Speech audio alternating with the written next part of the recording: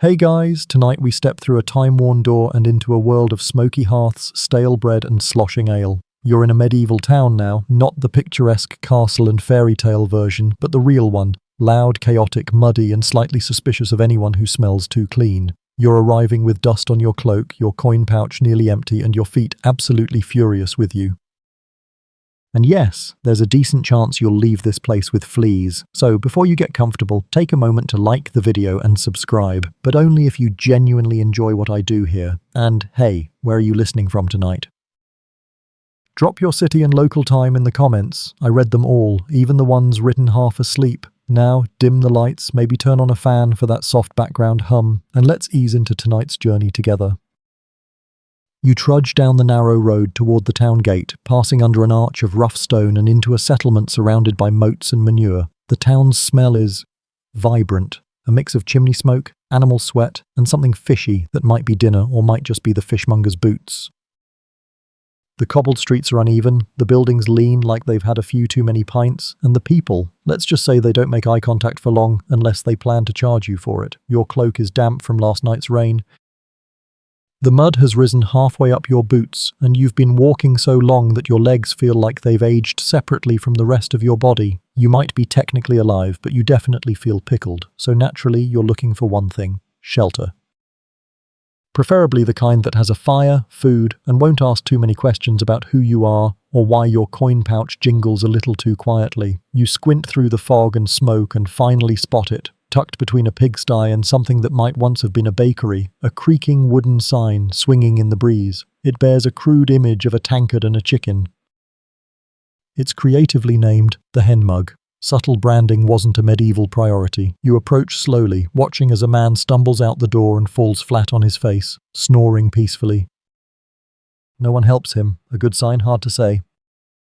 Inside, laughter spills out like steam. You hear the clatter of tankards, a dog barking, a lute being abused by someone with no sense of tuning, and the occasional thud of something or someone falling over. Your stomach grumbles loudly. It's been days since a real meal, and the last one was a questionable mushroom stew that may or may not have caused you to hallucinate a talking goat. So you clutch your pouch, step over the snoring man, and push open the tavern door. And it hits you, hard. The heat, the noise. The smell, a humid wave of sweat, spilt ale and roasting meat crashes into you. You're not sure whether you're hungry or about to pass out. A dozen heads turn your way, eyes study you, your cloak, your boots, your face. Someone mutters something about another traveller, and a woman in the corner laughs like she knows a secret you'd rather not hear. You're in. Fun fact, medieval taverns were often the first places where townspeople got their news. Before social media, you had loud guys with flagons of beer. Fringe tidbit, some taverns didn't serve food at all. Patrons were expected to bring their own and simply buy the booze. Bring your own bread, drink our weird ale. You look around. The wooden beams above are blackened with soot. A dog with 3 legs and 1 eye limps past you like it owns the place, which, judging by its swagger, it might.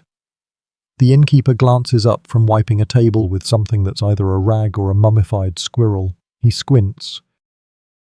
You looking for a room, or just refuge from your sins? You manage a polite smile. Both. The tavern keeper barks out a laugh like a hiccup. Then you're in the right place. Historians still argue whether taverns were more community centres or dens of vice, likely both, but for now, this one feels like the only thing keeping you upright. You find a table in the back, far from the fireplace and its crowd. The bench creaks as you sit. You notice a bit of hay on the floor. Is it for the animals or the guests? Unclear, possibly both. And now you wait, for ale, for warmth. For whatever strange night this town has planned for you. Outside, the fog thickens and the cold presses against the window panes. But inside, you've begun to settle.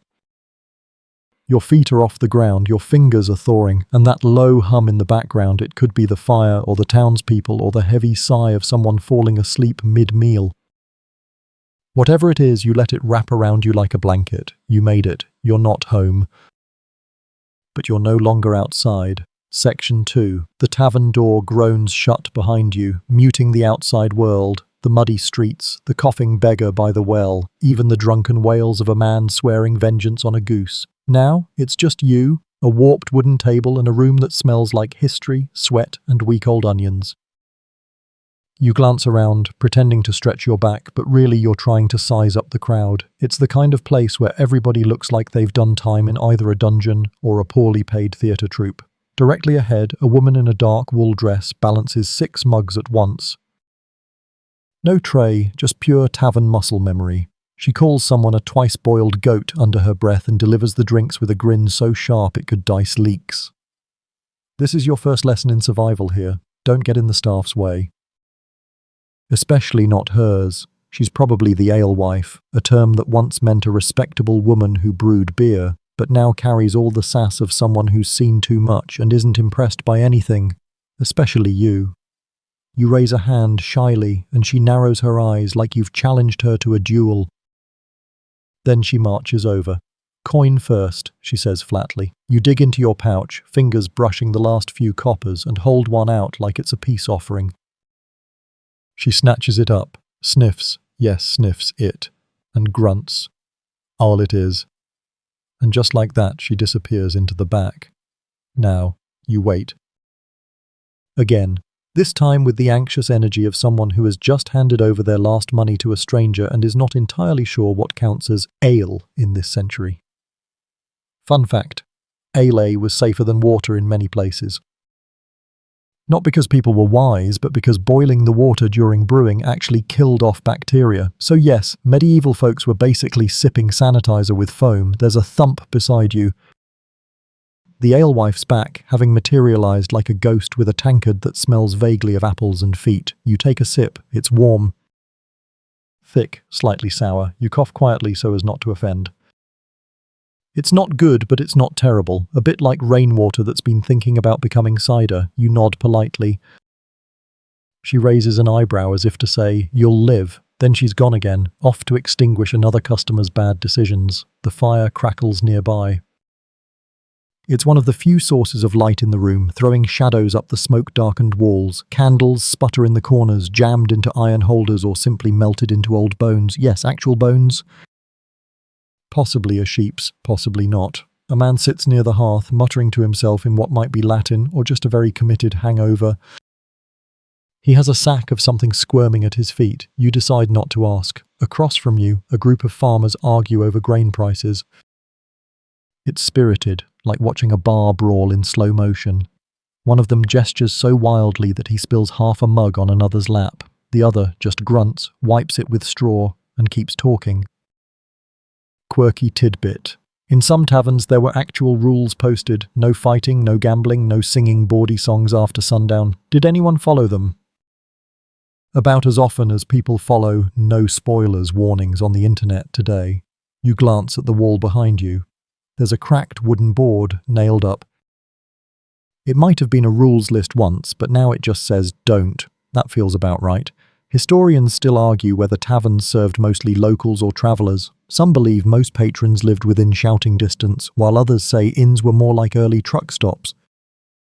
But here, the line blurs. Everyone's a stranger to someone. You take another sip. It goes down easier this time.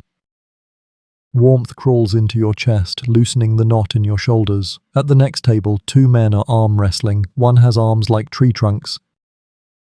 The other keeps slipping and blaming the tilt of the earth. You briefly consider challenging someone, but then remember how your last attempt at physical confrontation was with a barrel, and the barrel won.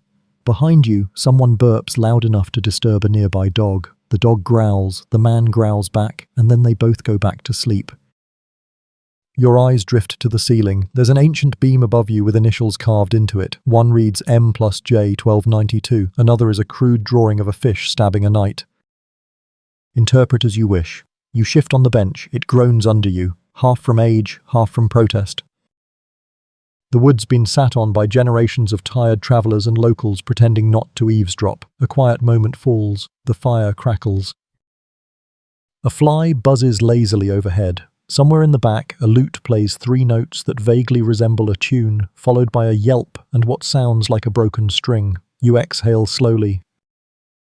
For the first time in days, you're off your feet, sheltered and anonymous. Your ale's halfway done. You swirl the last inch thoughtfully. It's starting to grow on you, like mold or guilt. The alewife passes again and glances at your mug. Another? You think about it? Nod. She snorts softly and vanishes like smoke. You lean back, letting your eyes blur a little. The noise becomes soft around the edges, voices blending into each other, fire whispering, floorboards creaking under dancing boots. You're not home, but for now, this strange, grimy, loud little room is yours. Section 3. The second mug of ale arrives with less ceremony and more foam. It sloshes over the rim as the alewife thuds it down, gives you a look that might be affection or just indigestion, and moves on before you can say thank you. You wrap your hands around the mug. It's warm from the fire and the previous patron's hands, hygiene being less of a concern and more of a vague suggestion in these parts. You sip carefully this time, letting the earthy, musty tang settle on your tongue. This one's stronger, or maybe your senses are finally surrendering. Now that your stomach has stopped growling like a possessed goat, you begin to notice the smells more clearly. Beneath the smoke and damp wool, there's something deeper. Roasted onions, the sharpness of pickled cabbage, and a kind of meaty perfume that could be pork or regret. A boy with a mop of straw-coloured hair darts between tables, balancing a tray of something. It looks like soup. It smells like boiled nightmares. He pauses at your table. You want dinner? You hesitate. What is it? He shrugs. Thick, and that's it. No ingredients, no comfort, just thick. Against your better judgment, you nod. He darts off like a squirrel with a mission. Fun fact, in medieval taverns, meals were often one-pot affairs, shared communally. Think stew, pottage or broth cooked over a fire all day, absorbing whatever was thrown in. And I do mean whatever. He returns moments later and sets down a chipped wooden bowl full of something greyish-brown. It wobbles. You dip the wooden spoon in carefully like you're disarming a trap. It's not bad, salty. There are lentils, maybe a bit of barley, possibly a pebble.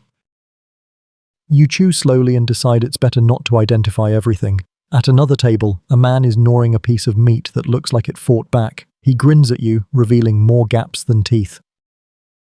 Boar shoulder, he says proudly. Caught it myself. You offer a nod of respect and return to your meal, grateful yours didn't require a hunt or a tetanus shot. Quirky tidbit.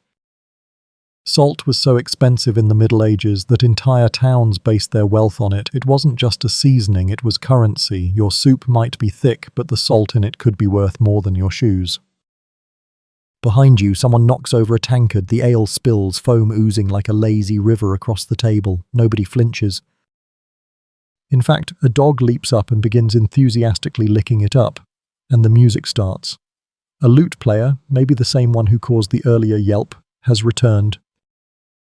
His instrument is missing a string, but he's making do. He strums a slow, off-key tune while singing about love lost in a cabbage field. It's haunting, in the same way a sick goat is haunting.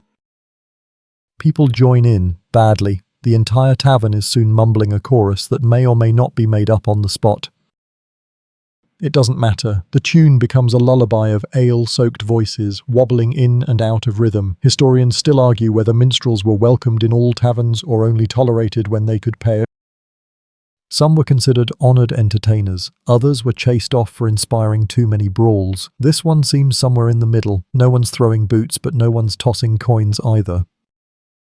You find yourself swaying slightly to the music, the warmth of food and ale settling into your bones. The tavern door opens with a screech and a gust of wind swirls in. Everyone glances up, instinctively checking if it's someone they owe money to. A tall figure enters, cloaked, soaked, and clearly annoyed by the weather. The room watches for a moment, then returns to their drinks. You're learning the tavern code. Curiosity is fine, but staring gets you stabbed. You spoon up the last bit of stew. The bowl's been scraped nearly clean, your appetite overcoming your skepticism. A crumbly hunk of bread is served next to you. It's hard enough to be a weapon, but you dip it into the bowl to soften it, and hey, it works. You glance around and notice a strange little niche above the hearth. It holds a carved wooden figure, a goat wearing a crown. Someone's made it a tiny cape. You point toward it, catching the eye of the farmer nearby. What's that? He grins. King Rupert, tavern mascot, saved us from a tax inspector once. You're about to ask how a goat pulled that off when a barmaid yells across the room, "Because he bit him!" And just like that, the whole tavern erupts in laughter. Even the lute player strums a celebratory chord. It's oddly charming, this place. Grimy, yes. Loud, definitely, but alive in a way that makes you feel like part of a larger, ridiculous story. You lean back against the wall, mug in hand, and let the laughter wash over you. Maybe it's the ale, maybe it's the warmth, but you begin to feel a strange kind of comfort, like this chaotic room is exactly where you're supposed to be, at least for tonight. Your head tilts back, eyes drifting to the ceiling again. There's more writing up there than you noticed before. Someone carved, "Edith was here," right above your head. Someone else added, "And she drank us all under the table." You smile. Outside, the wind howls. Inside, the fire crackles. You sip slowly, savouring the last of your ale. The candle beside you flickers but doesn't go out. Not yet. Section 4. Your empty mug sits like a monument to questionable decisions. It's been drained to the dregs, those strange, floaty bits that swirl like prophecies you'd rather not read. Across the tavern, someone snores into their bowl. No one minds. Snoring is practically the tavern's second language. You consider ordering another drink, but your stomach politely tightens in protest. Besides, your pouch has exactly 2 coins left, one bent, one suspiciously sticky. You slide them deeper into your pocket. Survival tip: never spend your last coin in a place where the exit has a latch on the outside. Your attention drifts to the food again. The stew's gone, but the bread still lingers like a test. You break off a piece. It resists. You try again. This time it cracks with the sound of a distant tree branch snapping. You chew carefully, wondering if this is what early dentistry felt like. Across from you, the alewife eyes your progress with quiet amusement. "It's day old," she says, as if that's a feature. Keeps you from eating too fast.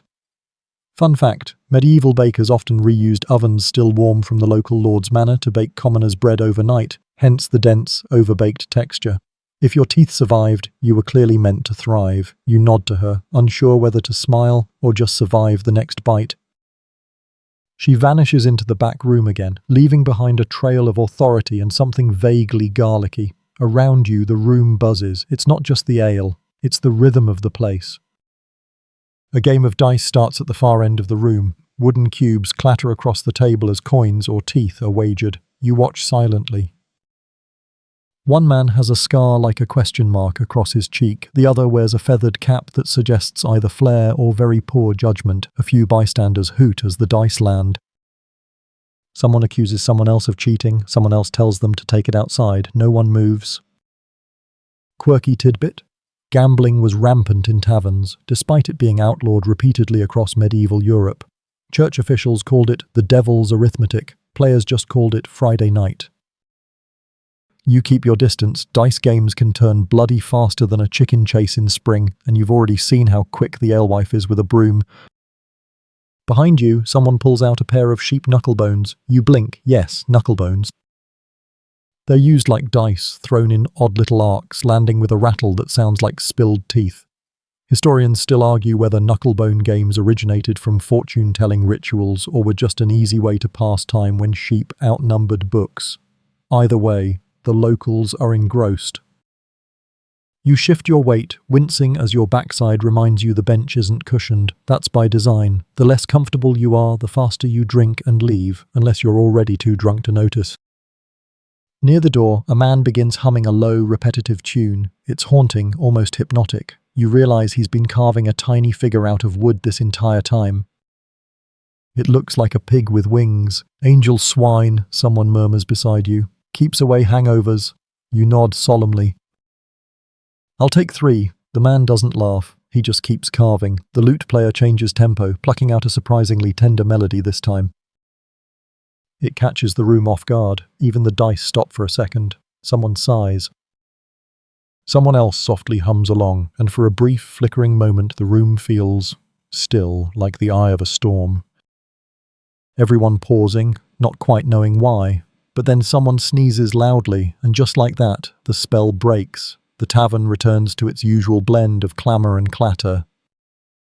You lean back again. The fire spits out a spark. The dog near the hearth shifts, stretching its legs like it's done this 1,000 times, and probably has. You're not sure what time it is. The windows show only darkness now, broken by the occasional passing torch outside. The room glows amber and brown, shadow-draped and soft-edged. And still, people arrive. A man in a faded cloak dripping water from the shoulders, a woman with wild hair and eyes that have seen too many sunrises, a boy clutching a chicken like a security blanket. Each one steps in, shakes off the cold, and joins the hive. The tavern absorbs them like drops into soup.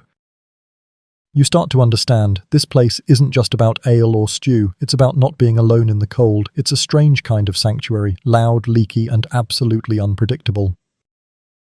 But it's warmer than the road, and safer than a barn full of strangers. Your eyes drift again to the carving over the hearth. The crowned goat, King Rupert. He looks smug, like he knows the tavern's secrets and plans to keep them all. You raise your mug to him. He doesn't blink. Wooden royalty never does. Outside, the wind picks up. The shutters rattle like dry bones. Inside, the laughter continues, softening into murmurs, then silence, then a cough. You feel the weight of the evening settling over you like a wool blanket, heavier, sleepier, but there's still more to see and more to hear in this strange little corner of medieval life. You press your elbows onto the table, cradling your head in your hands. The flickering fire paints your thoughts in orange. Your eyelids drift low, just for a moment, just to rest. Section 5. A sharp rap on the table jerks you upright. It's not violent, just a tap, but in your drowsy state it sounds like a cannon. You blink. The alewife stands over you, one eyebrow lifted in subtle accusation. "Room," she says, as if asking whether you intend to pass out in public or in private. You nod, rubbing your face, suddenly aware of how heavy your limbs feel. The tavern has grown dimmer since your last check. Candles burn lower. The lute has gone silent, and more than one head now droops over a tankard like a sunflower at dusk. She tosses you a key. It's iron, small and oddly warm, probably kept in a pocket near something less than hygienic. Upstairs, second on the left. Don't touch the bucket. You're about to ask what she means, but her back is already to you and her apron is swaying away like a tired curtain in the breeze. You stand, your knees objecting to the motion. A few patrons glance at you, but most are too busy finishing arguments, drinks, or sentences that stopped making sense several pints ago. The stairs creak under your boots, dramatically as though protesting the weight of every regret you've carried into this building. You hold the rail, which is sticky, and make a mental note not to wonder why. Fun fact, medieval inns rarely had private rooms. Lodgers were crammed together like luggage on a hay cart, separated by nothing more than rude mutters and the occasional goat.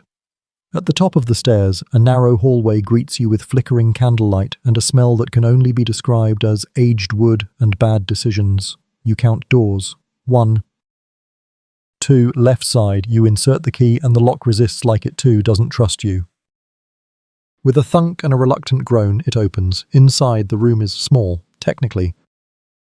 It may actually be more accurate to say it is slightly more spacious than a broom closet, but less charming. A simple bed frame, slats of wooden ropes, no mattress, just a sack stuffed with straw, sits in the corner. A chipped basin rests atop a crate serving as a nightstand. There's a curtain instead of a door, a window with no glass, and, yes, there's a bucket. You decide to honour the alewife's warning. You close the door behind you, or rather you close the door-shaped object. It doesn't latch, but it leans well. You light the stub of a candle on the crate. Its glow makes the shadows dance like tired ghosts. You remove your boots, slowly, and set them near the wall. One of them tips over. Something scurries behind it. You tell yourself it was your imagination. Quirky tidbit. Fleas were such a fact of life in medieval times that people would joke about feeding the bed. Bedding was rarely washed and guests often brought their own straw like BYO sheets, but itchier. You sit on the straw sack and immediately wish you hadn't. It's lumpy, damp in parts, and smells faintly of cabbage and disappointment. You lie back. The ceiling is low enough to touch if you stretched, but you don't. You just breathe, letting the sounds of the tavern below melt into a dull hum beneath your ribs, a muffled thud, a laugh. The creak of the floorboards as someone else shuffles to bed. Historians still argue whether inns actually provided security or simply sold you a place to be robbed more politely. Records suggest privacy was considered suspicious behaviour. If you had nothing to hide, you wouldn't need a curtain. Your mind drifts. You remember the carved goat, the stew, the dog, the man with knuckle bones, and the girl balancing mugs like a circus act. all of them part of some strange living mural you've now stepped into. Outside, wind brushes the wall with gentle gusts. The shutters rattle, but not violently. It's almost a lullaby. Your candle guttered low, you blow it out and the room folds into darkness, so complete it's like being wrapped in the night itself. You lie still, breathing slowly, your body sinking into the itchy straw as though it might one day be comfortable. Then a squeak. Something skitters in the corner. You stiffen, then relax, it's fine. You're not alone, that's just part of the charm, probably. Sleep doesn't come easy, but it comes in strange fits. You drift in and out. Sometimes you dream of bread you can't chew. Sometimes of goats in royal robes. Once, you're sure you hear someone whispering outside your door, or your curtain, or your mind. Either way, it passes. And in this strange, dim world above the tavern, wrapped in smells, sounds, and half-formed dreams, you surrender to the night. There's comfort, somehow, in the honesty of it all. Nothing here is pretending to be anything else. Not the food, not the drink, not even the bed. You smile to yourself. You've survived the first leg of your medieval tavern life. And tomorrow? Well, tomorrow we'll have stew again. Probably the same stew. Section 6. You wake to the sound of a rooster, not a distant, charming country rooster either. This one is right outside your window, screaming like it's auditioning for a medieval metal band. Your eyes blink open. The light is dull grey, the kind of morning that looks tired even at sunrise. You sit up slowly, straw sticking to your cloak and hair like tiny barbs of memory. Your back protests, your neck joins the protest, and your left leg, for reasons unclear, has fallen asleep entirely. You roll off the straw sack and onto the floor with the grace of a collapsing millstone. A rat, or maybe just a very confident mouse, scampers under the crate. You nod to it as if greeting a neighbour. Morning. The window offers a view of rooftops, chimney smoke, and someone yelling at a goat that appears to be winning the argument. Downstairs, the tavern is already stirring. You hear boots, murmurs, the scrape of wooden stools being dragged without mercy across the stone floor. Somewhere below, something sizzles. You decide to investigate. You splash your face from the water basin, which is roughly the temperature of betrayal. A small bar of soap sits beside it. At least you think it's soap. It could be cheese. You sniff. Soap, barely. Fun fact, in the Middle Ages, people believed too much washing could open the pores to disease, so full-body baths were rare. But a quick splash? That was the medieval equivalent of a skincare routine. You descend the stairs carefully, still barefoot, still blinking the night out of your head. The tavern smells different this morning, less ale, more ash and onions. The alewife stands behind the counter, arms crossed, surveying her kingdom. She gives you a once-over. You didn't snore too loud. Thank you, you reply, unsure if it's a compliment or a warning. She slides a bowl across the counter. It contains something that might be soup. Or might have been soup. Now it's more of a broth with ambition. Floating inside are thin slices of onion, clumps of garlic, and what might be a crouton or a soggy rock. You sit at a bench and take a cautious sip. It's strong, pungent, but oddly invigorating, like drinking armor for your stomach. Quirky tidbit. Garlic was considered a medicinal cure-all during this time, used to treat everything from coughs to plague. So really your breakfast is basically health insurance. Beside you, a man stirs from sleep with a groan and rolls off the bench. He slaps his cheeks and dunks his head in the dog's water bowl, apparently a morning ritual. The dog does not object. More patrons stumble down the stairs. One is missing a shoe, another is wearing a shirt inside out, a third appears to have acquired a live duck at some point during the night and is now trying to give it away. The fire is down to coals, the hearth mostly quiet. A few embers glow like forgotten promises. Someone dumps a bucket of kindling onto it, and soon the tavern is brightening with dancing flames. The smell of singed wood mingles with the garlicky steam of breakfast. It's both comforting and mildly offensive. A bell clangs outside, some town signal. Maybe it's the hour, maybe someone's lost another chicken. Either way, the tavern begins to buzz. The alewife moves among the tables, barking orders at the boy, who's still rubbing sleep from his eyes and carrying bowls like they weigh gold. She slaps a ladle into his hand and mutters, "Mind the spillage this time." Historians still argue whether taverns ran more like family homes or small bureaucracies. Evidence suggests most were both, part kitchen, part courtroom, part gossip hub, part bedbug colony. At the far end of the tavern, a man clears his throat and begins reading a piece of parchment, loudly. It's the local proclamation. Taxes, rules, something about stray pigs again. Nobody listens. You watch as someone tries to play dice again, but is immediately told, not before noon. The rule seems flexible, but heavily enforced by the alewife's glare. Someone sits beside you, an old man with hands like twigs and eyes like puddles. He doesn't speak. Just starts eating from a bowl, slurping softly. Eventually he says, "You knew?" You nod. He chews. Swallows. "Don't stay long." You pause. "Why?" "Town's cursed." You blink. "By what?" He considers. "Taxes, mostly." He stands and shuffles away, leaving behind a faint trail of mystery and boiled onions. You finish your bowl. Your stomach thanks you, then glares a bit for the aftertaste. You stretch, bones popping like knuckles at a medieval duel. It's time to move. Or at least pretend to. Your boots are waiting by the hearth. You slip them on, hoping nothing crawled inside them during the night. You only halfway succeed. You glance around one last time. The laughter of the night is gone. Morning in the tavern is different. Less wild, more worn, but still alive. You step outside into the grey light. The air is cool, wet, smelling of soil and smoke and livestock philosophy. The door creaks behind you as it shuts. You breathe in. You're awake. You survived. Now the day begins. Section 7.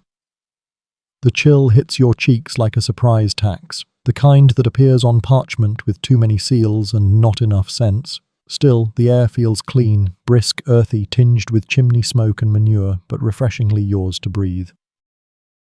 You step onto the cobblestones outside the hen mug and stretch your arms with the enthusiasm of a creaky fence gate. The town is already stirring. Chickens strut like tiny royalty, their feet tapping hollowly against stone.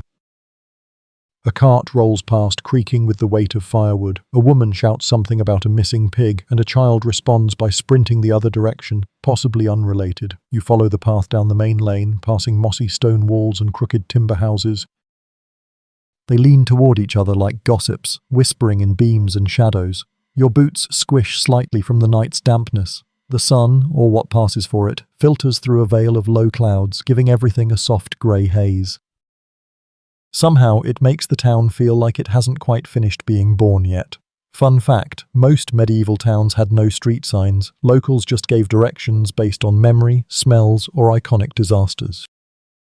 Turn where the fish cart caught fire was a perfectly valid route. You pass a small market square, a few stalls set up under fabric awnings patched more times than a knight's conscience. Here people hawk onions, rough-woven wool, wooden spoons and eels.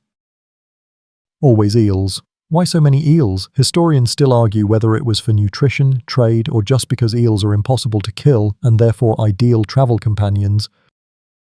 You pause at a stall selling bread, tempted until you remember last night's culinary mortar brick. The vendor waves you over anyway. Fresh, she says, though her definition of fresh seems flexible.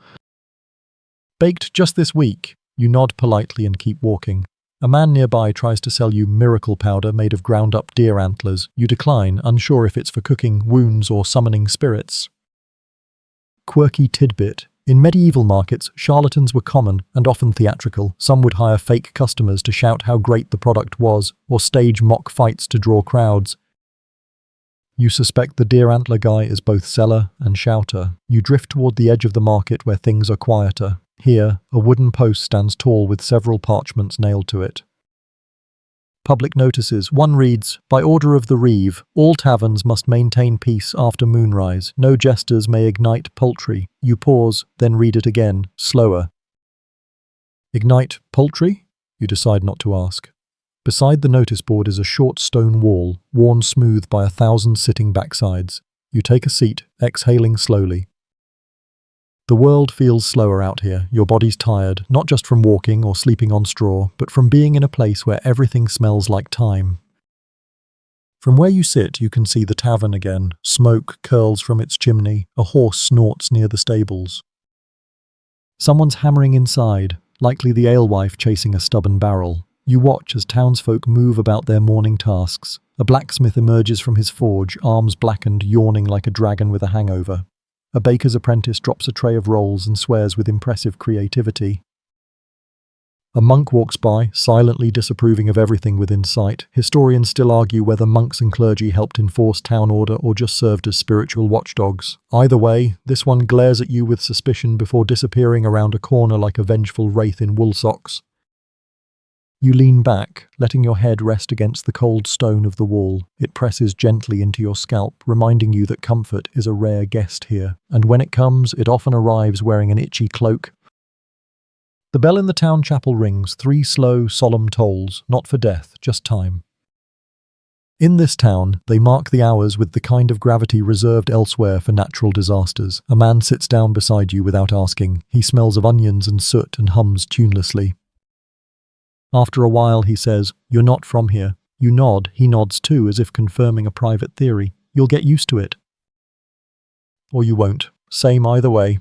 Then he stands and walks off, still humming, still unexplained. You stare after him. This town has a strange rhythm, like a song sung off-key on purpose. Your stomach rumbles again. The soup was hearty but not long-lasting. You consider heading back into the tavern, but hesitate. There's something calming about this quiet moment, the world moving just fast enough to stay real, but slow enough that your thoughts can catch up. A rooster crows again, the same one, maybe. You glance toward it. It stands on a roof beam now, looking smug, like it knows how all this ends. You stand, brushing straw and sleep from your cloak, and glance once more at the posted notices. One has been newly added. Strangers welcome, but don't test the goat. You sigh softly. Yep, still cursed. You turn back toward the town, toward the marketplace, toward the tavern, and deeper still, into a day that's just begun to unfold. Section 8. You make your way back toward the hen mug, though toward might be too generous a term. You're meandering now, half curious, half lazy, drawn more by the idea of warmth than any specific plan. The tavern's chimney still pours out a lazy ribbon of smoke, marking it like a flag of surrender to the sky. You pass a row of tightly packed houses, their roofs sagging and tiles mismatched like they were repaired by someone with excellent enthusiasm, but no architectural training. Laundry flaps between upper windows, shirts, underthings, a single sock caught in an existential crisis. The smells are changing, less morning freshness now, more people and livestock. You sidestep a puddle of suspicious origin and narrowly avoid a cart that seems to steer itself, pulled by a mule with one good eye and half the motivation. You round a corner and nearly trip over a man on his hands and knees scrubbing a doorstep. His face is red, his tunic damp, and he looks up with the grin of someone who's done something very stupid and got caught anyway. Rough night, you ask? He squints. Birthday. Yours? No, the goat's. And then he goes back to scrubbing. Inside the tavern again, the atmosphere has shifted. It's less crowded now, but still humming, quieter, like a kettle just before it whistles. You take your seat in the same corner, the bench recognizing your return with a groan. The alewife is sweeping. She's using a broom that's clearly older than some monarchies and attacks the floor with the passion of someone trying to erase history. She glances up. Back already? You nod. World's too loud, she grunts. It always is. That's why people drink. She turns away, then adds, or confess. Fun fact, medieval taverns were often mistaken for confessionals. Many were located near churches, and after a few drinks, people were far more willing to spill their secrets. Some clerics complained it undermined the soul, others just joined the table. You notice the rooms changed slightly, a few new faces, a few missing. The man who slept in his soup is gone, replaced by a woman with a baby strapped to her chest and 2 mugs in front of her, one of them full. A young boy bursts through the door carrying a bag of something that sloshes. Fish, he yells, unnecessarily. The alewife points to the kitchen.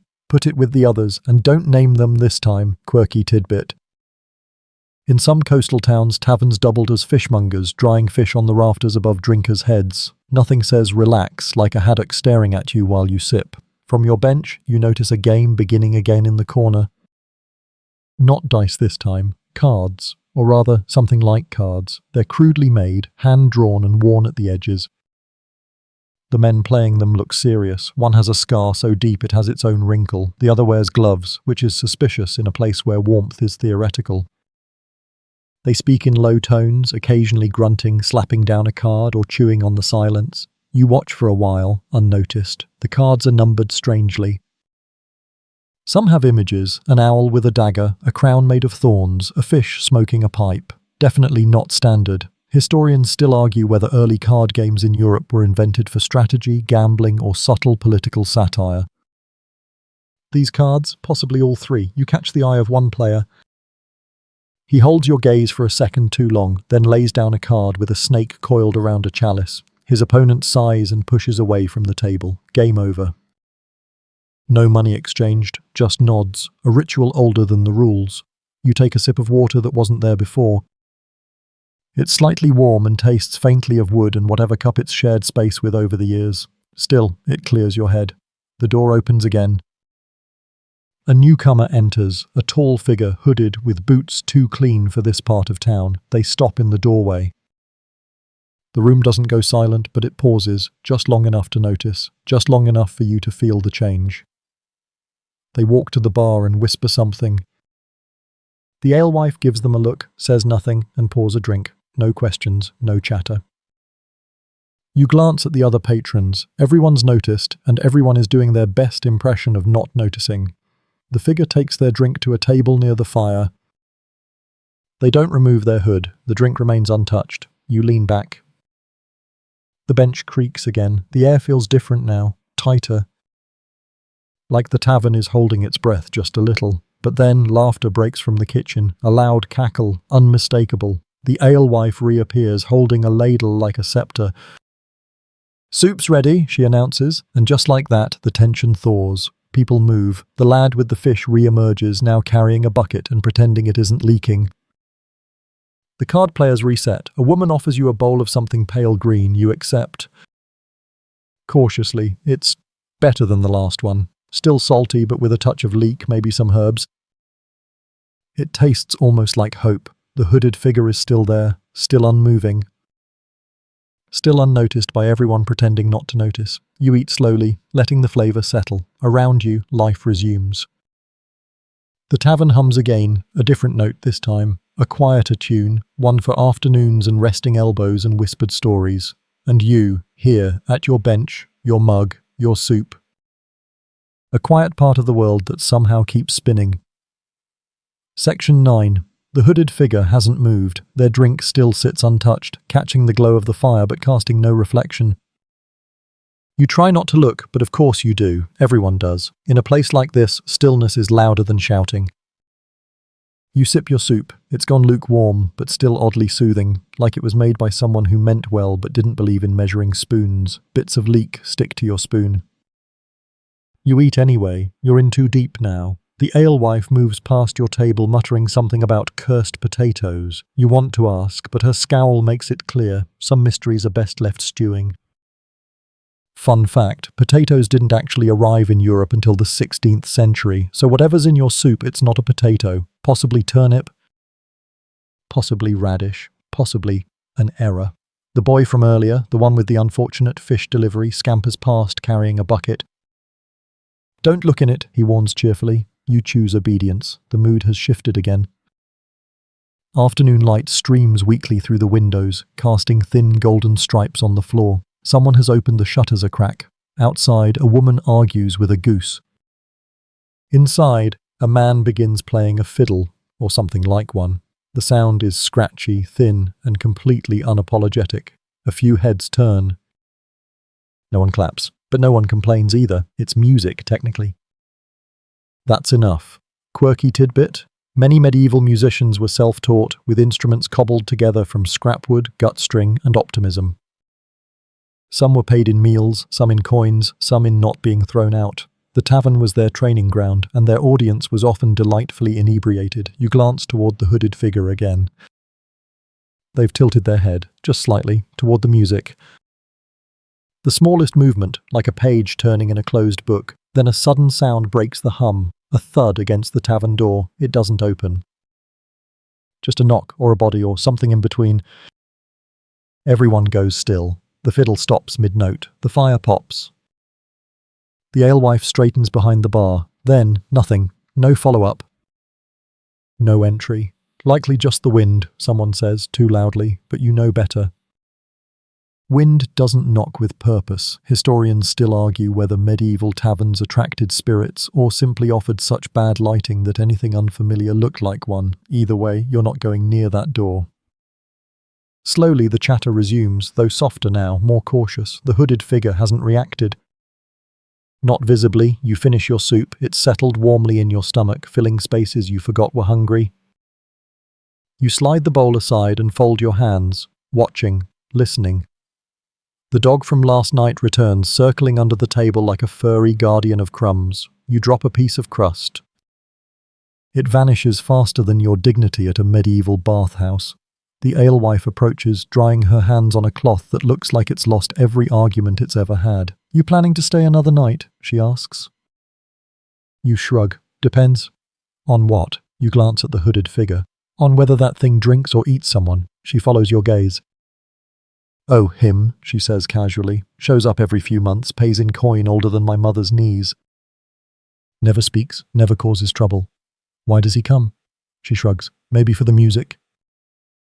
Maybe for the soup," she leans in, voice lowering. "Maybe to remind us that silence has its own story." She walks off before you can decide whether that's poetic or terrifying. The fire crackles again. The fiddle resumes, this time slower, sadder, almost mournful. It wraps the room in a threadbare warmth, like a lullaby that forgot how to end. Someone sets a loaf of bread on your table. It's softer than yesterday's. You break it open, steam curling up like a sigh. Butter, not much, but enough, melts into the crevices. You eat in silence, thinking of goats and shadows and old coins that smell of dust and secrets. The alewife lights another candle. Its glow reaches toward the far corners, casting long shadows that seem to lean and listen.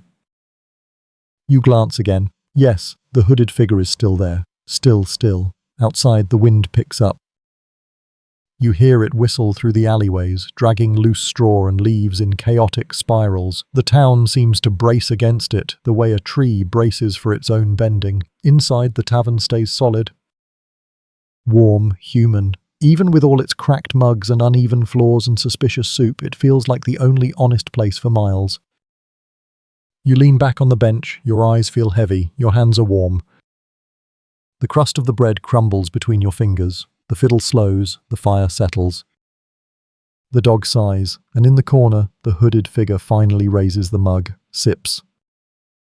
Just once, then sets it down again. Section 10. The fire gutters low as the sky begins to fade from cloudy grey to the deeper blue of approaching dusk. Outside, the wind has calmed, but the tavern holds its quiet tension like an old breath that hasn't been exhaled yet. You're still at your corner bench, slowly twisting the remains of your bread in your fingers, letting crumbs fall like tiny offerings to the dog curled at your feet. Around you, the tavern murmurs.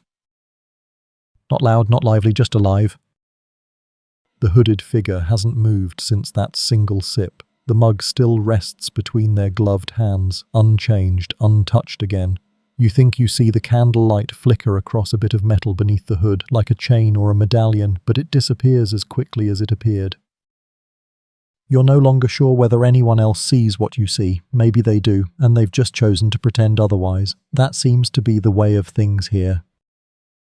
Fun fact, medieval taverns often had a kind of social memory. Locals shared rumours like currency. Everyone knew who had stolen whose chickens, who owed whom a flagon of ale, and who once danced barefoot on the bar with a badger.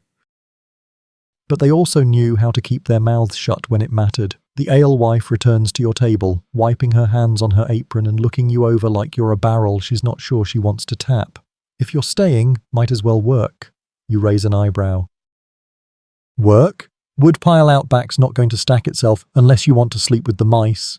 You consider hard labour versus vermin cohabitation. It's a toss-up, honestly, but you nod. She points a thumb toward the rear door. "Half an hour, stack it right or I'll feed you the splinters." You push back from the bench and stretch. Every joint crackles like kindling. As you pass the hooded figure, you feel, not a chill exactly, just attention not directed. Not hostile, just there, like a door you didn't notice before is now slightly ajar. You step outside, the cold hits harder now, sharper. The yard behind the tavern is a mess of hay, old barrels and chickens who clearly run the place. A pile of chopped firewood leans precariously, like it's trying to escape. You kneel and begin the tedious task of stacking The pieces are irregular, some still wet, others half-rotten, but you find a rhythm. Stack, turn, place. Stack, turn, place. The repetition is oddly comforting. Quirky tidbit.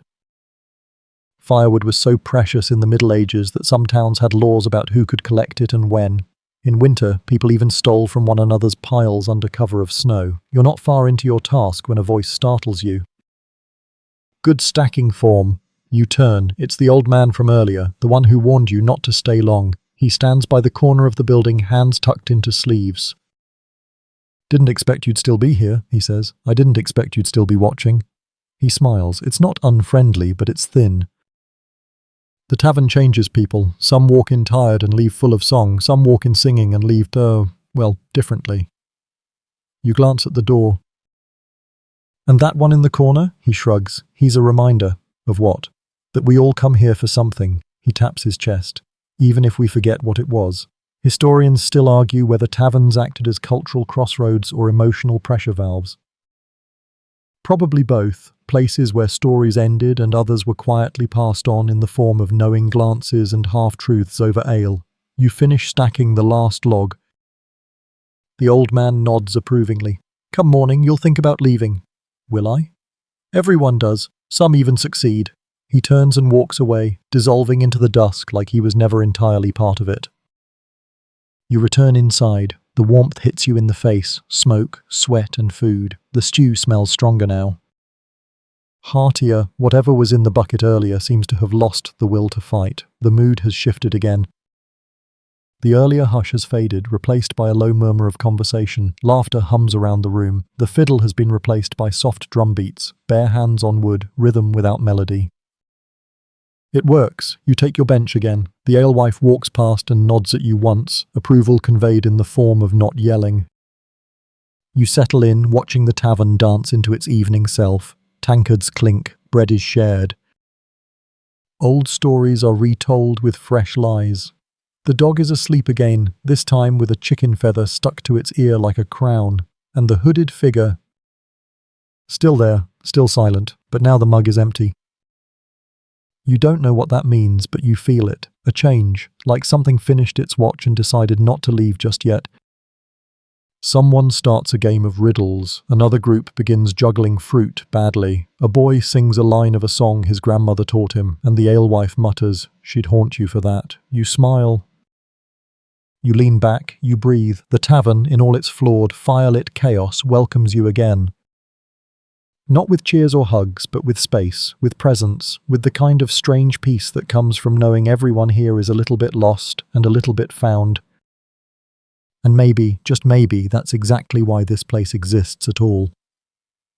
Section 11. As night folds in completely, the tavern transforms again.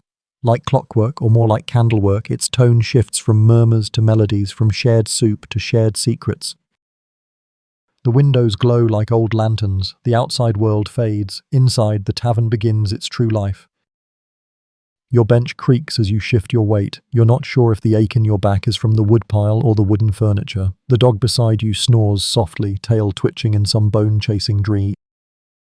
A man near the hearth stands and clears his throat. All heads turn. He's tall, wiry, with an oddly regal posture for someone wearing boots held together by string and stubbornness.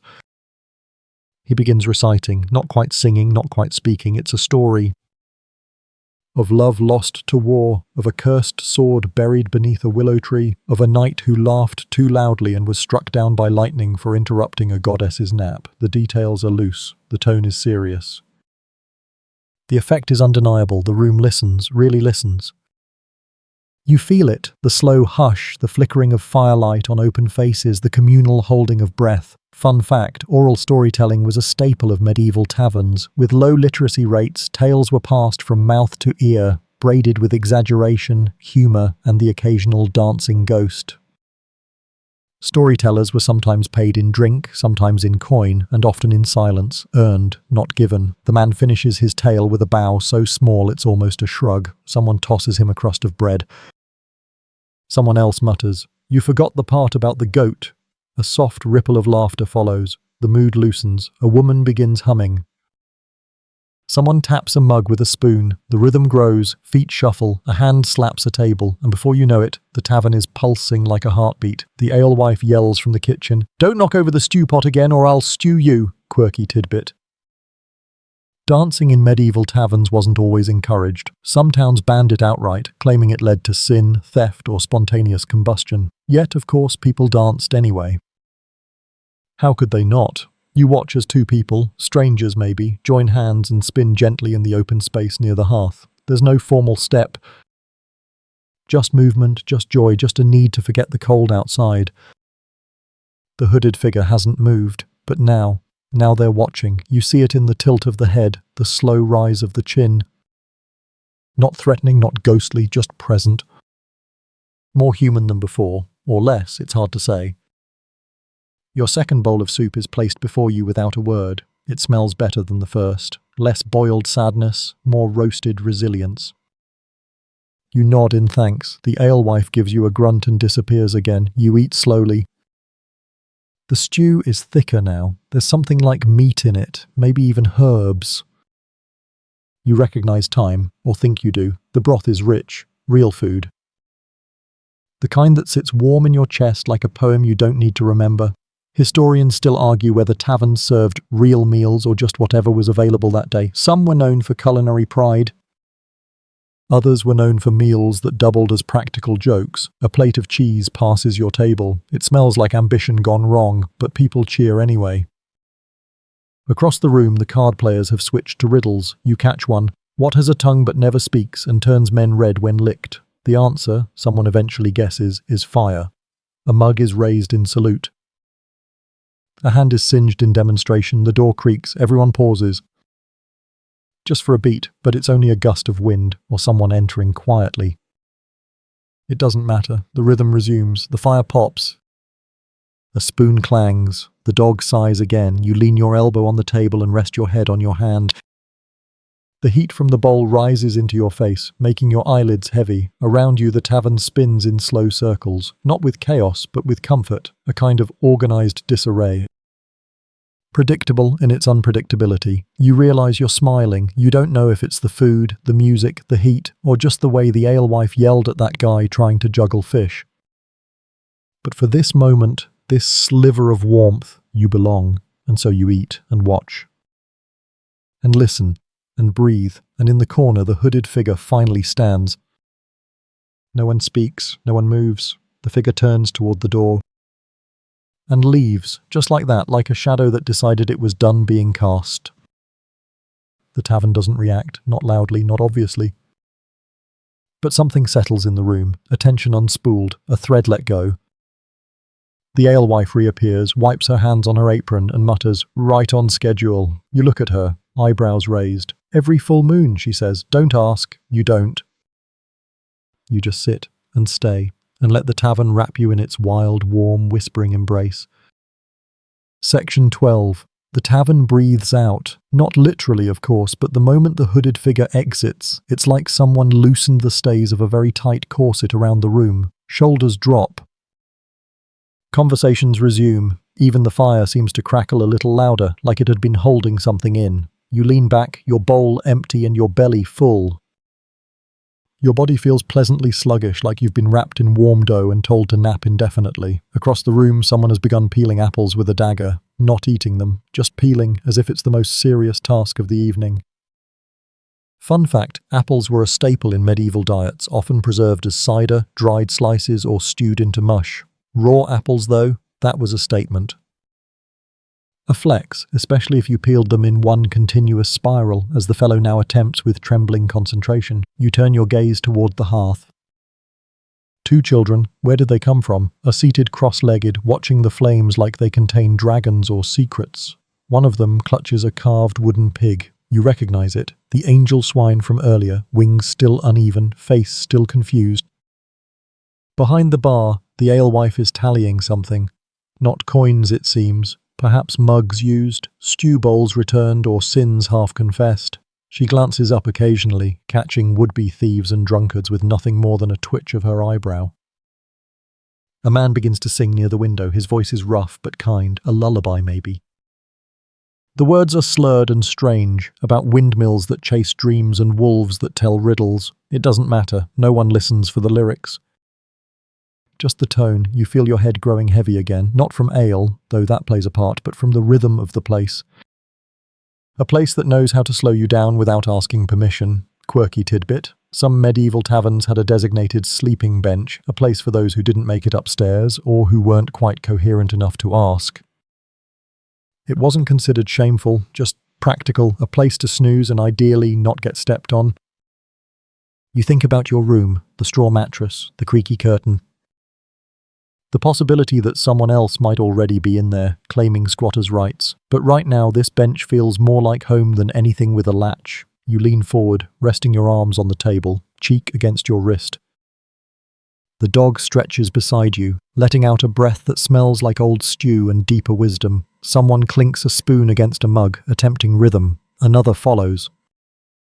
Soon, the tavern hums again. Not quite music, not quite noise, just human sound in layers. You glance toward the wall behind you. More carvings. Some old, some fresh. A name scratched deeply. Gareth. Below it, another. Still owes me 2 goats.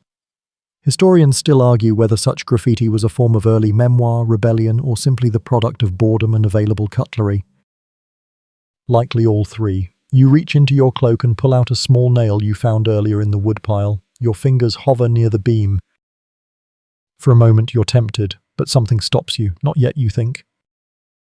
Across the room, a man with a face like wrinkled parchment tries to tell a joke. It begins well, then meanders into a story about a cursed barrel and ends with, "And that's why you never share a bed with a cooper." Laughter erupts. Even the alewife smirks. The fire shifts. Shadows flicker like dancers changing partners. The scent of smoke, cinnamon, and faint sweat mix into something you'll never be able to name but will always remember. A merchant near the door mumbles in his sleep, dreaming of trade routes or shipwrecks or really aggressive turnips. His coin pouch has been moved 2 inches closer to someone else, a silent agreement. You close your eyes, just for a moment. You feel the tavern, not just the sound or heat, but the spirit of it. This strange, creaking, smelly, holy place where everyone is welcome and nothing is ever truly explained. It's not perfect, but neither are you. And so you rest, not quite asleep, not quite awake, floating in that warm, amber world between, the kind where nothing bad can follow and everything strange makes sense. Time stretches. Minutes fold, someone snores, someone sings again. Someone perhaps finally pays their tab, and outside the wind whistles not with warning, but with wonder. Section 13. The tavern murmurs on, soft and pulsing like a heart at rest. Somewhere behind the bar, a broom sweeps slowly. The sound is rhythmic. Shush, scrape, shush. The alewife's unhurried way of telling the floor who's in charge. You stir from your half-doze, eyelids heavy, lips dry, and notice your breath fogging slightly in the flickering candlelight. It's cooling now. The fire is down to glowing coals. Warmth is thinning. Night is deepening. You stretch without standing, spine cracking quietly like a bundle of twigs. Across the room, someone's humming a nonsense tune. It has no start or end, just a loop, like a song stuck in the rafters. Fun fact, in medieval times, lullabies were often dark, full of warnings, curses, and threats to unruly babies. It wasn't uncommon to hear a mother sing, "Sleep, or the goblins'll get you," comforting. Not exactly effective, apparently. A mug clinks beside you. You blink. The alewife has set down something steaming, a mulled drink, thick with clove and mystery. "On the house," she says gruffly. "You worked." You lift it, sniff. It smells like burnt sugar and old stories. You sip. It's sweet, heavy, and strong, like melted fruit and firewood. Your throat warms, your eyes flutter, and then tap, tap, tap. Knuckles on wood. 3 knocks, not loud. Not slow. The door. Everyone freezes. Even the dog. This isn't wind. It's not a drunk late to curfew. It's deliberate, like someone checking to see who's still listening. The alewife doesn't move. Her eyes flick toward the door, but her hands keep drying a mug, calm but poised, like a mother bear holding a teacup. A second tap, tap, tap, different rhythm, closer to a pattern now. Not quite music, not quite threat, quirky tidbit. In some old villages, coded knocks were used in times of plague or banditry. A series of taps told the innkeeper whether the visitor was a friend, a foe, or just someone bringing bad luck. The fiddler stops tuning. A man halfway through a joke forgets his punchline. The girl peeling the apple breaks the ribbon of skin and mutters a curse. You glance toward the window, hoping for a shadow. Nothing, just moonlight on stone. The alewife sets the mug down slowly. Her voice is steady, loud enough for the room to hear. That's 3 nights now. Someone murmurs. Thought it was a myth. No, she replies. Just tired. You turn. Myth? She leans against the bar, folds her arms. A traveller came years ago, hooded.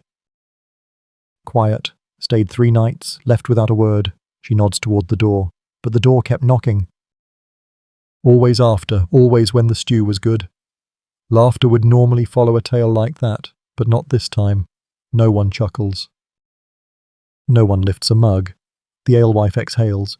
It knocks when someone's forgotten what they came here for. You blink, caught off guard by the weight of it. And if they remember, she shrugs. Then it stops. The door creaks slightly, not open, just pressure. A reminder. Historians still argue whether taverns held spiritual power in medieval life or were simply shelters for the weary. Some say spirits lingered in places of heavy memory.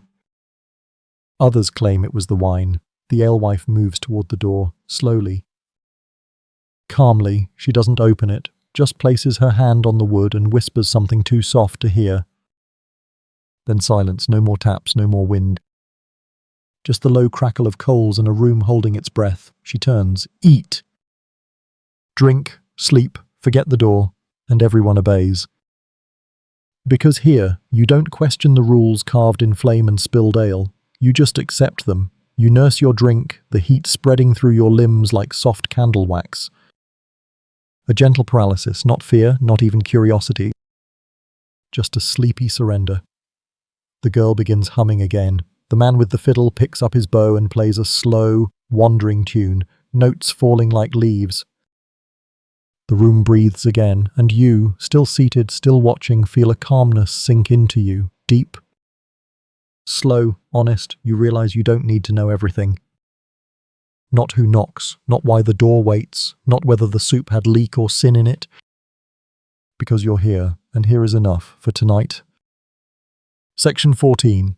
The fiddler's tune drifts like smoke, lazy, spiraling, curling into the corners where dust and memory linger. You sit back, mug in hand, letting the music settle over you like an old blanket. Around the room, the tavern begins to soften. Movement slow, voices dim. A few guests lean their heads against the walls, eyes closed, mouths open in half-dream. Someone hums along with the fiddle, off-key, but gently so, like a lullaby played from memory rather than sheet. Outside, the moon has risen. You can't see it directly, but you feel it. Its silver weight presses softly against the timber and stone. The dog stretches out near the hearth, belly up, legs splayed in reckless surrender. You envy it. The alewife lights another candle. Her steps are quiet now, reverent, as if this hour deserves a quieter kind of respect. She moves from table to table, snuffing old flames, lighting new ones, carefully choosing which corners to shadow and which to warm. You glance toward the wall again. More carvings, more names. One says Elric was here. Below it, Elric was also the stew. A joke, you hope.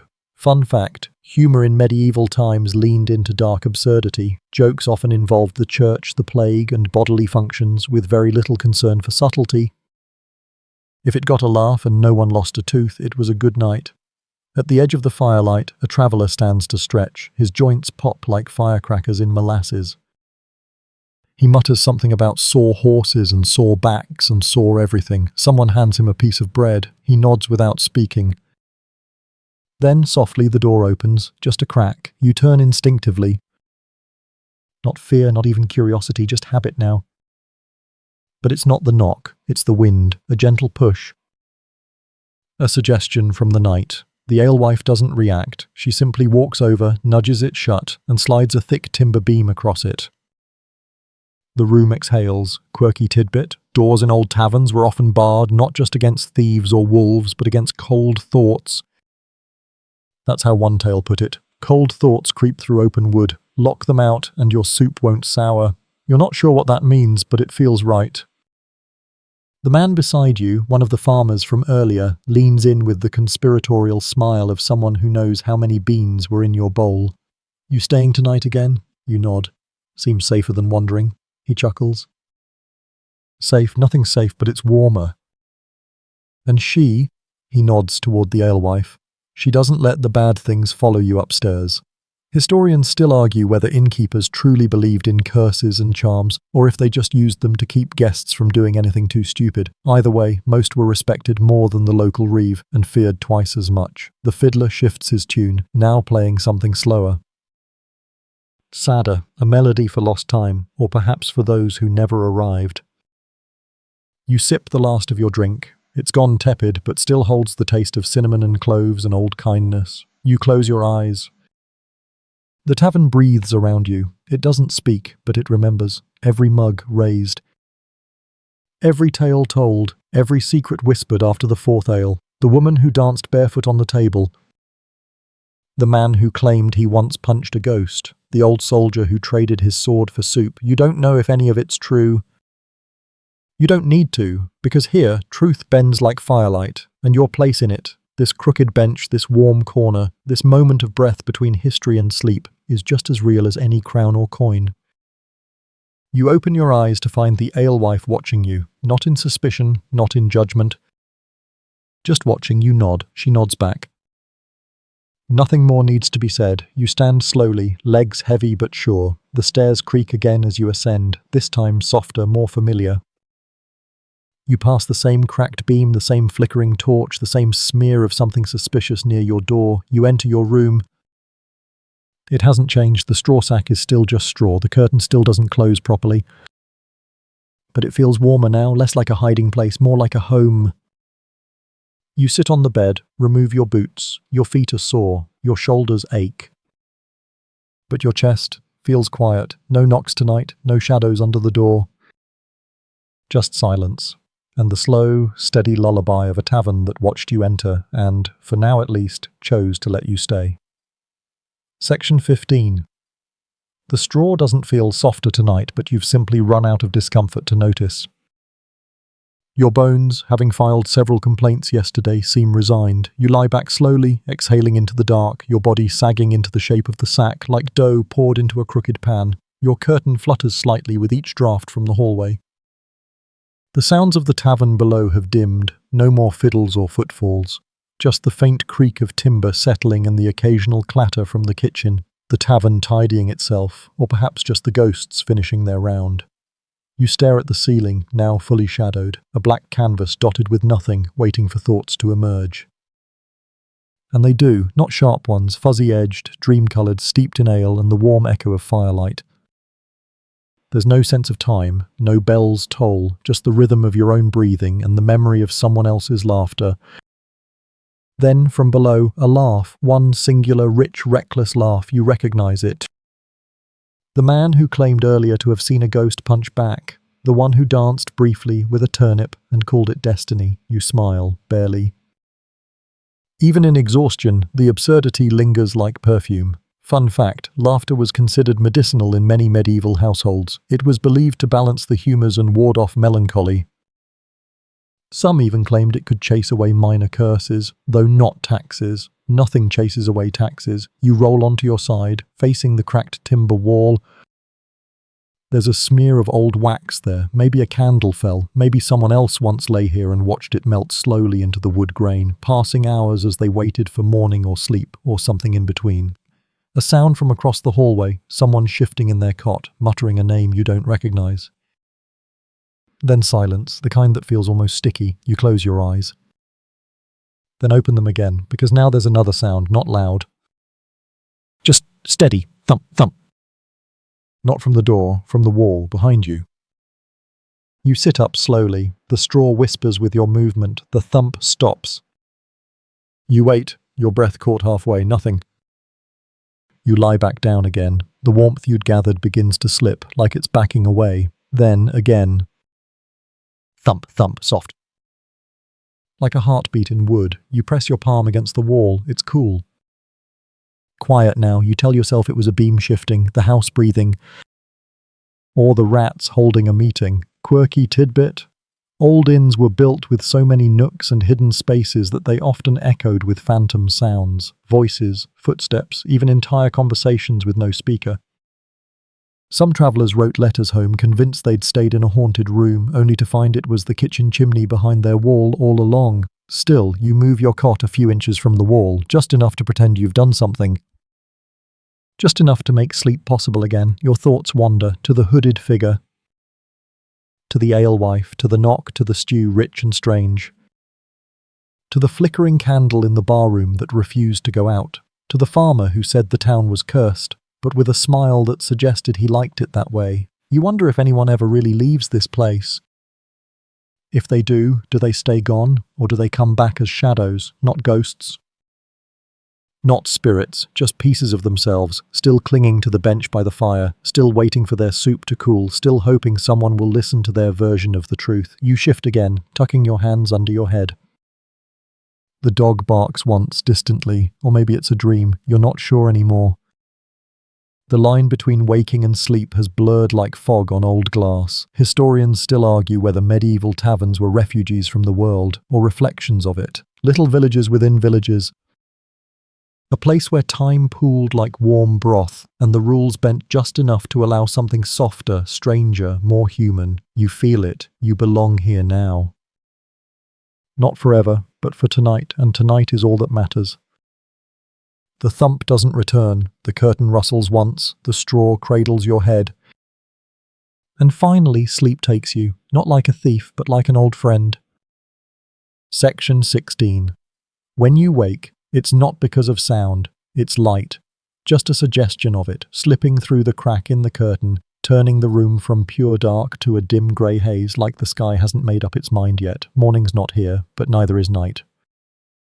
You float in that soft in-between where time folds gently and the world feels quieter than usual.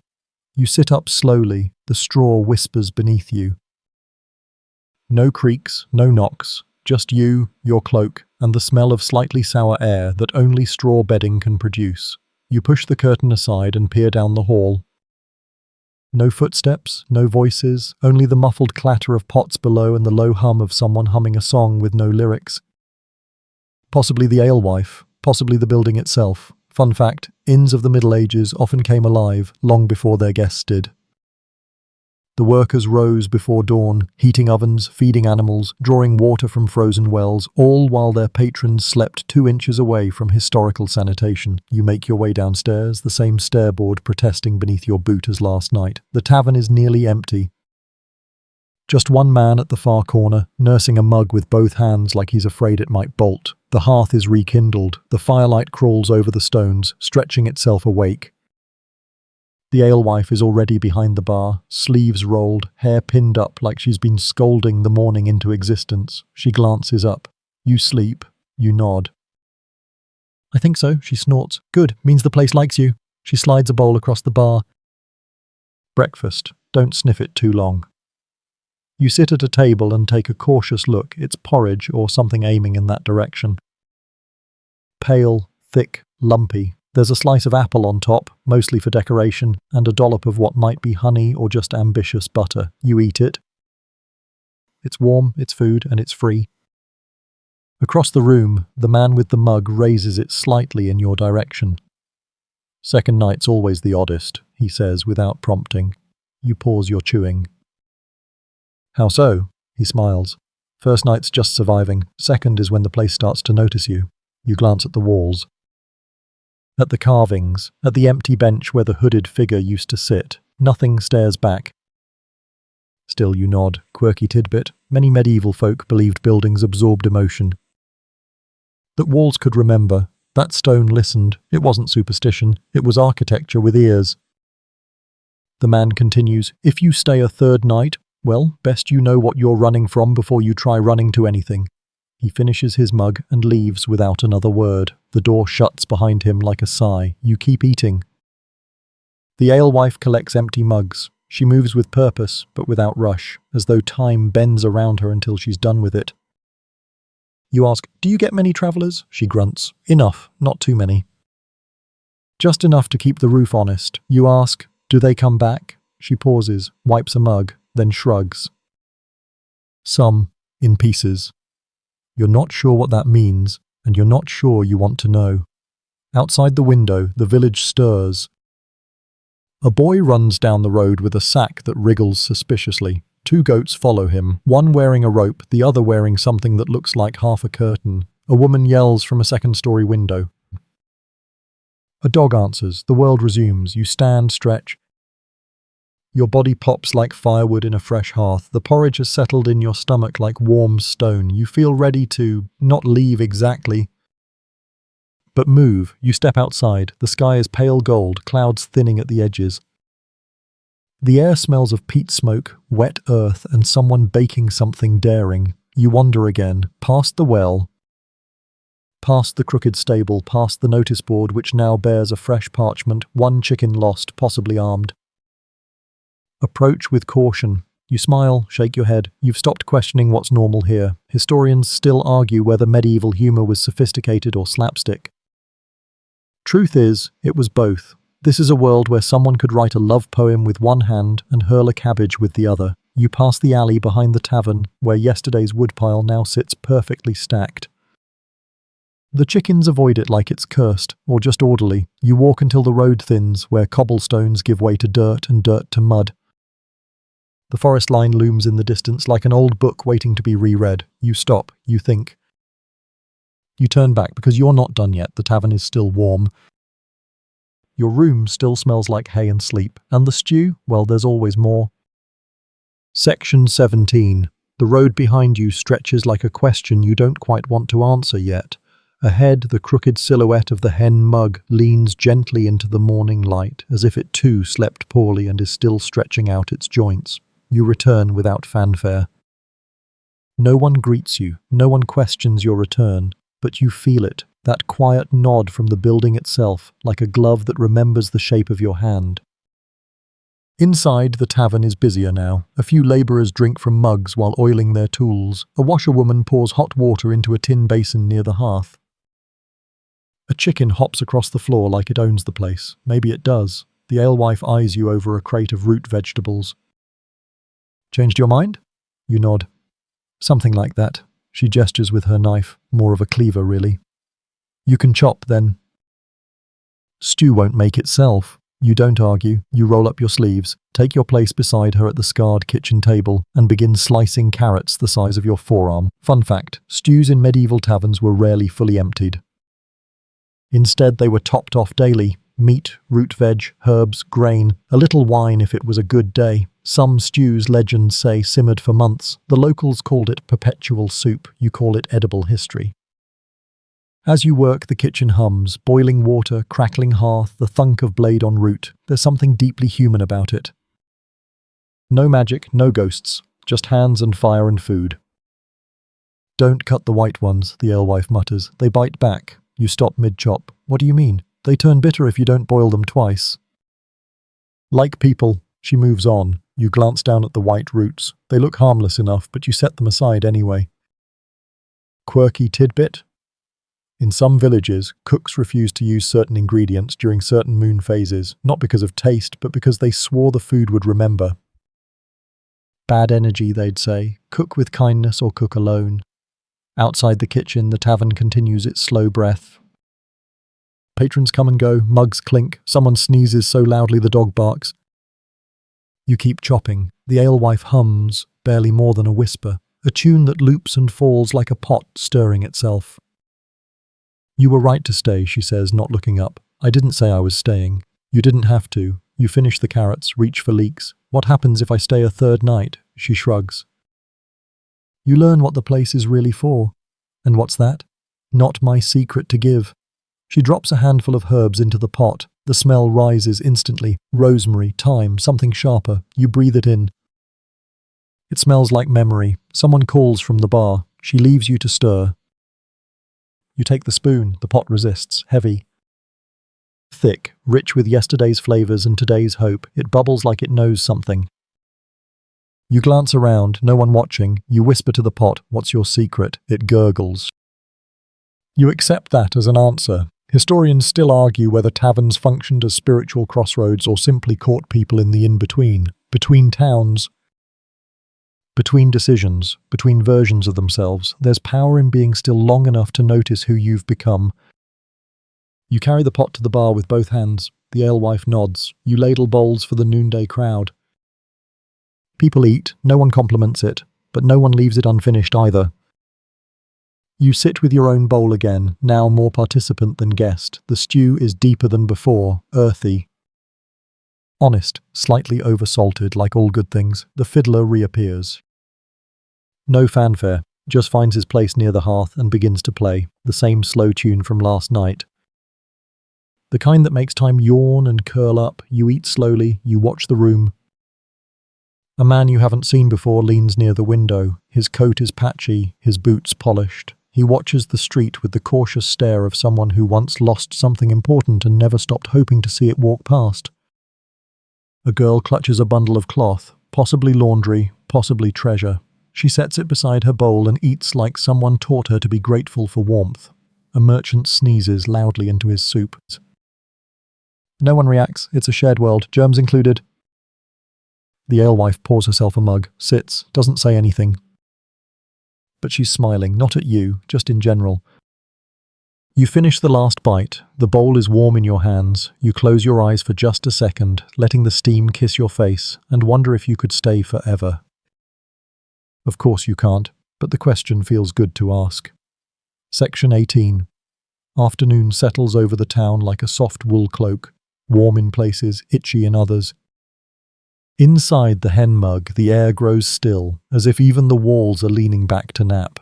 The fire burns low and slow, casting lazy shadows across the tables. The patrons speak in murmurs now, not out of secrecy, but because it would feel rude to disturb the quiet that's earned its place. You find yourself dozing again at your table, your hands folded over an empty bowl, your boots warm from the nearby hearth. The dog is gone. So is the girl with the laundry bundle. The merchant remains, head in hand, possibly asleep, possibly in deep meditation about soup. Fun fact, afternoon naps, though not formally endorsed by medieval schedules, were common, especially after heavy meals and heavier mead. They called it a second sleep, believing the body naturally divided rest into phases. First sleep was for the body, second for the soul. You rise before your limbs can root into the bench. A stretch sends a twinge down your spine, but it's a good kind of pain, the kind that tells you you've been fed, warmed, and still belong somewhere. You head outside. The sunlight now glows with that golden hue it only earns late in the day. It spills over the rooftops, over cracked stone paths, over sleeping cats and wandering chickens. You hear bells in the distance, not church bells, market bells. A warning, time is passing, you might want to move, but you don't rush. You stroll. The village feels different this time, not smaller, more detailed. You notice the twist in the chimney on the apothecary's roof, the ivy creeping up the bakery's wall, spelling accidental shapes, the pigeon that seems to run the stable. You end up almost by accident near the chapel. It's not grand, not even especially clean. But it stands with a quiet dignity, its wooden door left open, welcoming or daring anyone to enter. You step inside. It smells of wax, dust, and something like lavender left too long in a drawer. A single candle flickers in the alcove, no priest, no parishioner. Just benches worn smooth and a silence that makes your ears buzz. You sit for a moment, not to pray, not to rest, just to listen. And in that stillness you hear it. The town, the tavern, even your own thoughts, each a distant drumbeat in a song you hadn't realized you were part of. Quirky tidbit. Some chapels were built directly across from taverns, not by coincidence but by design, a practical balancing act. Salvation across the road from sin, confession steps away from indulgence, a reminder that every choice has a door beside it. You rise again. Outside, the breeze carries with it the faint scent of cinnamon, or maybe that's just memory playing tricks. You follow the path back toward the tavern, past the notice board where another parchment has been posted. This one simply reads, "No one leaves the same, that's not a threat." You smile. Inside the hen mug, the mood has shifted again. The light is dimmer, the patrons fewer, the fire now a small flicker curled deep in the hearth. The alewife sees you, says nothing, but slides a mug across the bar, no question asked. You take it, you sit. You sip and you realize tonight is the third night. You feel it in your bones. Not a warning, not a curse, a threshold. The door creaks open. No knock, just wind. It doesn't chill you this time. It carries something else, something warmer. A song, perhaps, or just the sense that someone, somewhere, has remembered your name. The alewife closes the door. Bars it gently. You look around. Everything is where you left it. But everything has changed. Section 19. The third night settles not like a blanket, but like a hand. Gentle. Intentional, knowing it doesn't fall suddenly. It slides in through the shutters, curls beneath the chairs, and coils around the mugs and bowls like it owns them. And maybe, tonight, it does. You sit at your table with the mug the alewife gave you. It's not ale. Not wine, something in between, something darker. It tastes like wood smoke and blackberries and old promises. You sip slowly. The tavern is quieter than usual. Not empty, just subdued. Conversations are half whispers, movements are slow. Even the fire burns differently, lower, steadier, like it's listening. You glance towards the hearth and find the fiddler again, same man. Same place, but tonight his bow moves slower. Each note lingers in the air a second longer than it should, as if reluctant to let go.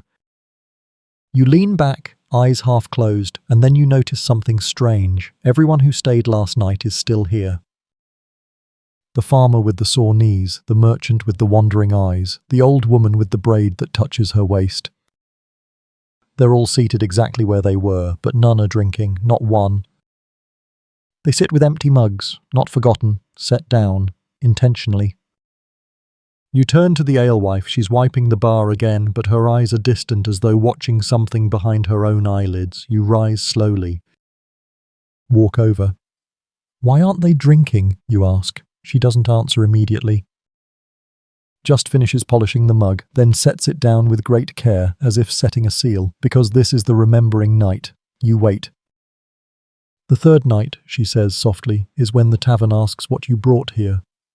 You glance back at your table, at your pack, at the firelight curling like smoke fingers along the wall. What happens if I don't know? You ask. She looks at you then, not unkindly. Then it asks louder. Fun fact. There were nights in medieval taverns, quiet ones mostly, that later appeared in stories. Nights when no new travellers arrived, when no mugs were filled, when the fire burned blue for reasons no one would admit. Thirstless nights, they were called, nights for reckoning. You sit again.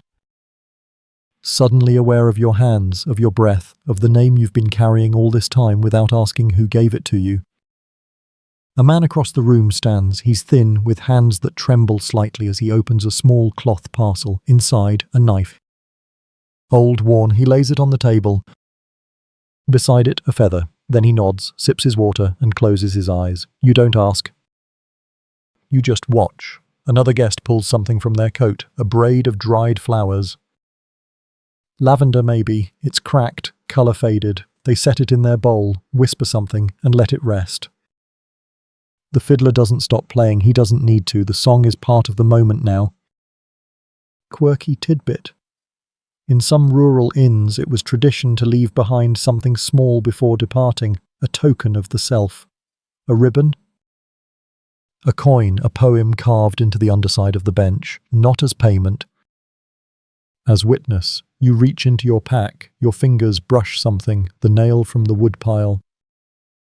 The one you nearly used to carve your name into the tavern wall, you hold it in your palm. It's nothing. Just iron, cold, bent slightly. But it came with you. It has your story on it now. You walk to the hearth. The dog stirs, glances at you, then sighs and rolls back over. You kneel, set the nail gently in the ashes near the stones. Not hidden, not centered, just placed. The alewife nods, just once. No one claps, no one speaks, but something in the tavern breathes deeper. The third night isn't about ghosts, it's about burdens, and which ones you choose not to carry anymore. You return to your bench. Someone refills your mug with warm water and a slice of lemon. You didn't see who. You sip anyway, and now you feel it, not fear, not relief, but lightness, as if some invisible knot has finally been untied. The tavern glows a little warmer. Someone laughs softly, really laughs. And outside, for the first time since you arrived, the wind has stopped. Section 20. You wake on the fourth morning, and something is different. The light is brighter, not warm yet, there's still the bite of morning in it, but it cuts through the room clean and true. No shadows creeping across the floorboards, no draft lifting the curtain, just sun, and a silence that hums. You sit up slowly, your back doesn't complain quite as loudly. The straw hasn't softened, but your body's grown used to its language. You stretch your arms overhead, hear your joints pop like distant thunder, a good kind. You pull on your boots. They slide on easily today, no arguments from the left one, no mysterious lump in the right. You pause before leaving, eyes tracing the little wax mark in the wall again, still there, unchanged, but today it doesn't feel ominous, just old. Downstairs the tavern is already awake, the smell of baking bread mingles with the last embers of the fire, the hearth is nearly clean, swept and reordered as though the night was politely escorted out sometime before sunrise. The alewife stands behind the bar, hands planted, eyes bright. She looks at you like she's been expecting you to come down at this exact moment. "Porridge?" she asks. You nod. She slides a bowl across the bar, still steaming. This time 2 apple slices rest on top. A quiet celebration, a goodbye with flavour. You eat slowly, savouring each bite. Not because it's your last, necessarily, but because it might be, and that somehow makes it sweeter. Fun fact, travellers often stayed in one place longer than planned, not out of necessity, but because of a strange inertia. Once you warmed to the food, the floorboards, the sound of the fire, you didn't just want to stay. You feared forgetting what it felt like to belong somewhere that didn't ask too many questions. The alewife wipes her hands on her apron and leans over the counter. "You're thinking about leaving," she says, not unkindly. You nod. "Don't forget," she says, "you're allowed to come back." You smile. "Do many?" She shrugs. "Some try, it's never quite the same." But the door's always there. You finish the last bite, then stand. The room is emptier now, morning regulars filtering out, fire low, light falling clean across the floor. You shoulder your pack. It feels lighter today, somehow. You pause at the hearth. The nail is still there, tucked just behind a cracked stone, glinting faintly in the sunbeam, untouched. The dog lies nearby, one eye open. It doesn't move, just watches, a lazy kind of blessing. You nod to it, then you walk to the door. The alewife opens it for you. No comment, no speech, just a quiet act of respect. Outside, the sky has cleared. The wind has finally wandered off. You step onto the road, boots hitting the stones with more certainty than before. You glance back once. The hen mug stands exactly as it was, roof a little crooked. Sign still swinging, smoke curling lazily from the chimney like nothing happened.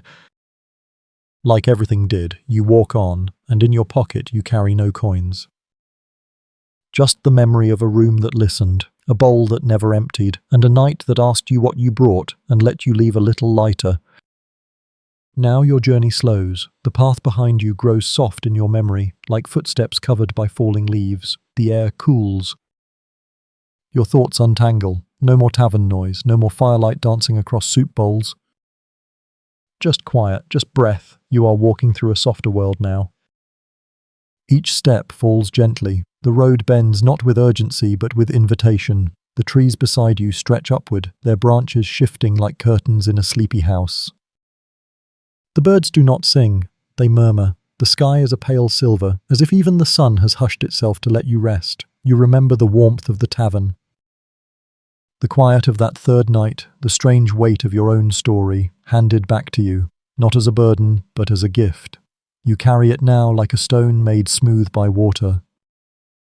You don't need to hold it tightly. It remembers you, and maybe, just maybe, when you dream tonight, you'll find yourself once more at the edge of the fire. Your mug warm, your coat dry, the dog breathing softly beneath the bench. The alewife will nod without looking, the fiddler will play something slow and familiar, and you'll know, in that deep, still part of your heart, that the door is always there. Waiting, you can rest now, you've walked far enough. Let your thoughts drift like wood smoke, let your breath slow, steady as the coals in the hearth, let the tavern fade gently behind your eyes. And sleep softly, deeply. Without fear, the night will keep watch.